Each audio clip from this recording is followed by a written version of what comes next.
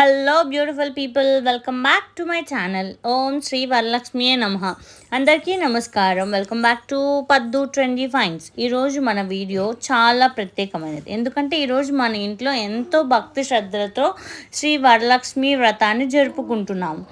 వరాలను ప్రసాదించే తల్లి, మహాలక్ష్మి స్వరూపిణి, అష్టైశ్వర్యాలను ప్రసాదించే అమ్మవారిని మన ఇంటికి ఆహ్వానించుకుని ఎంతో అందంగా అలంకరించి పూజ చేసుకుని నైవేద్యాలు సమర్పించుకున్నాం. ఈ వీడియోలో మనం అమ్మవారి అలంకరణ, పూజా ఏర్పాట్లు, పూజలో ఉపయోగిస్తున్న వస్తువులు, నైవేద్యాలు, దీపారాధన, చివరగా హారతి ఇవన్నీ మీతో పంచుకోబోతున్నాం. మొదటగా ఆవు పేడని తీసుకొచ్చి నీట్గా అల్లికి దాని మీద ముగ్గు వేసిన తర్వాత పీట వేసుకొని దాని మీద మనం కలశం ఏర్పాటు చేసుకోబోతున్నామండి. యాజ్ పర్ ద వీడియో నేను చూపిస్తున్నట్టు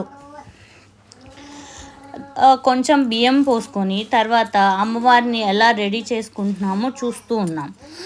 అండ్ పూజా స్థలం సిద్ధం చేయడానికి వరలక్ష్మి వ్రతం రోజున ఉదయాన్నే ఇంటిని శుభ్రం చేసుకొని పూజ చేసే ప్రదేశాన్ని కూడా శుభ్రంగా తయారు చేసుకోవడం మన సాంప్రదాయంలో ఎంతో ముఖ్యమైనది.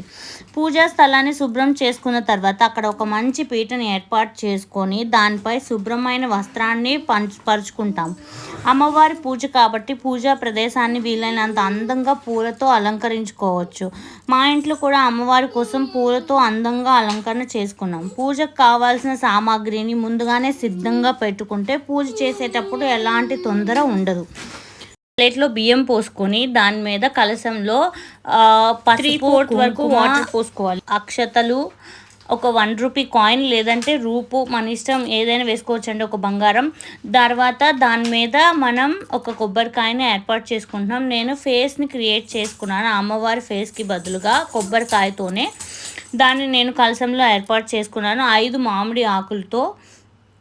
తర్వాత పసుపు, కుంకుమ, గంధం, పూలు, అక్షంతలు, తమలపాకులు, వక్కలు, కొబ్బరికాయలు, పండ్లు, దీపాలు, ధూపం, నైవేద్య పదార్థాలు వంటిని సిద్ధం చేసుకోవాలి.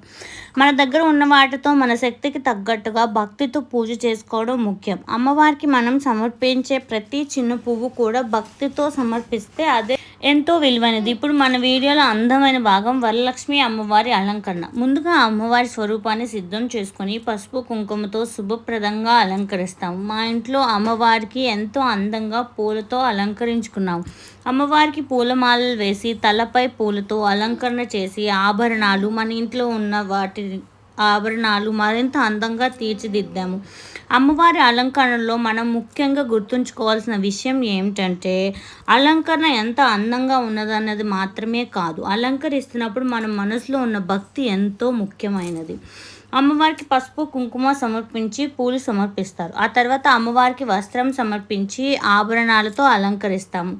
కొబ్బరికాయలు, పండ్లు, పూలు, దీపాలతో అమ్మవారి ముందు పూజా సామాగ్రిని సిద్ధం చేసుకోండి. ఇలా అమ్మవారిని అలంకరించిన తర్వాత చూస్తుంటే నిజంగా మన ఇంట్లోనే లక్ష్మీదేవి కొలువై ఉన్నట్టుగా అనిపిస్తుంది. అమ్మవారి ముఖంలో చిరునవ్వు చూసినప్పుడు మనసుకు కలిగే ఆనందం మాటల్లో చెప్పలేనిది. ఈ పవిత్రమైన రోజున అమ్మవారిని మన ఇంటికి ఆహ్వానించుకొని పూజ చేసుకోవడం ఎంతో సంతోషంగా అనిపిస్తుంది.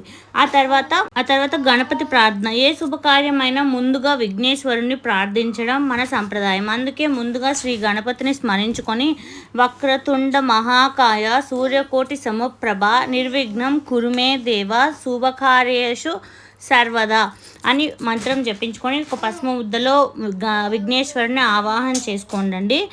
మన పూజ ఎలాంటి ఆటంకాలు లేకుండా సాఫీగా పూర్తవ్వాలని వినాయకుడిని ప్రార్థించుకుందాం. ఆ తర్వాత మనసుకి ప్రశాంతన ఉంచుకొని వరలక్ష్మి అమ్మవారి పూజను ప్రారంభిద్దాం.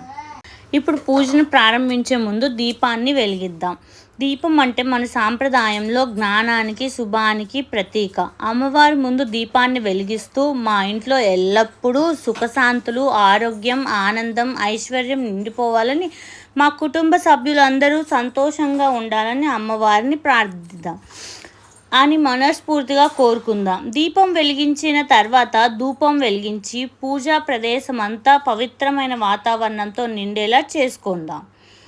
నెక్స్ట్ కలశం అమ్మవారి ఆవాహన చేయడం ఎలాగో చూద్దాం. వరలక్ష్మి పూజలో కలశానికి కూడా ఎంతో ప్రాముఖ్యత ఉంటుంది. కలశాన్ని శుభ్రంగా సిద్ధం చేసుకొని పసుపు కుంకుమలతో అలంకరించి మామిడి ఆకులు, కొబ్బరికాయతో మన సాంప్రదాయం ప్రకారం కలశాన్ని ఏర్పాటు చేసుకున్నాం. కలశంలో పవిత్ర జలాన్ని ఉంచి అమ్మవారిని మన ఇంటికి ఆహ్వానిస్తున్న భావంతో పూజ ప్రారంభిద్దాం.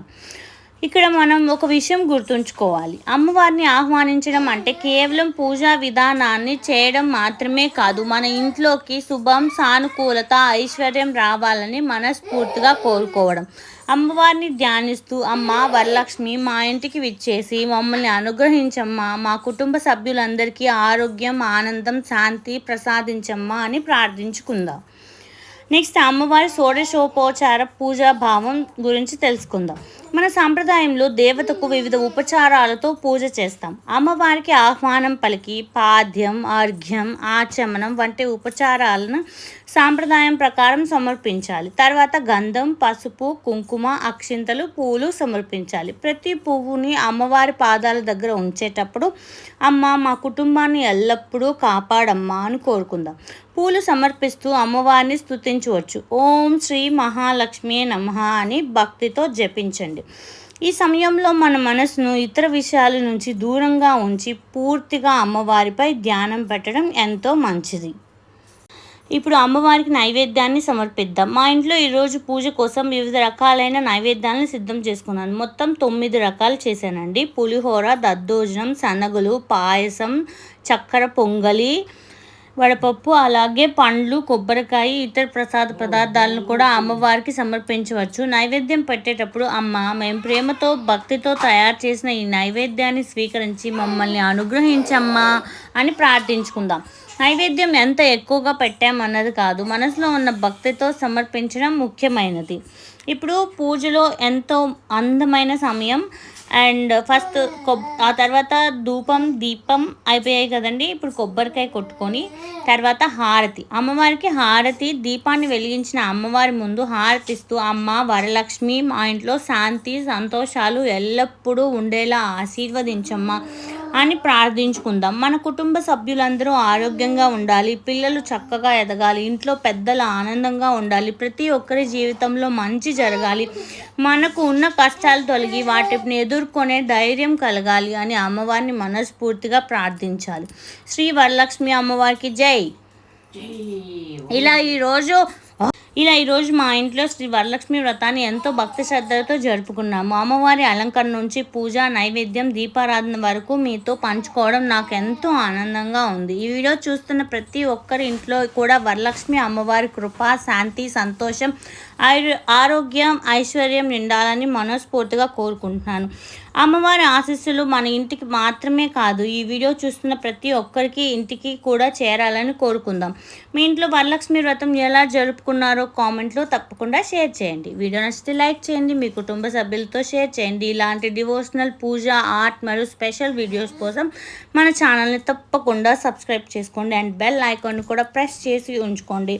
మీ అందరి ప్రేమాభిమానాలు, ఆశీస్సులే మన ఛానల్కి పెద్ద బలం. మరో అందమైన వీడియోతో మళ్ళీ కలుద్దాం. శ్రీ వరలక్ష్మి అమ్మవారికి జై. మహాలక్ష్మి దేవి మన అందరినీ చల్లగా చూడాలి, అందరికీ శుభం కలగాలి. Thank you friends. Will meet in the next session. Bye.